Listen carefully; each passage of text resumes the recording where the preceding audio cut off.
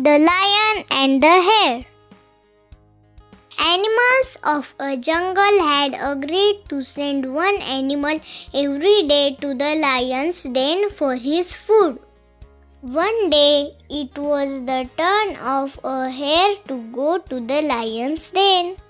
The hare was very clever. He worked out a plan to kill the weak lion. He went to the den much later than the lion's mealtime. So the lion was very angry with him. "Why have you come so late?" he asked. "Sir," said the hare as politely as he could, "I got late because another lion chased me. I could get away from him with much difficulty."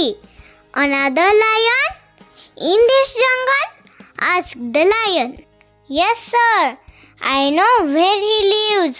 Come with me, and I will show him to you," said the hare. The lion got ready to go with the hare.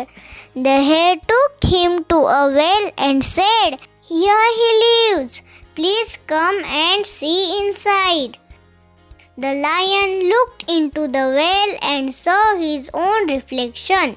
He mistook the reflection for another lion and roared angrily at it.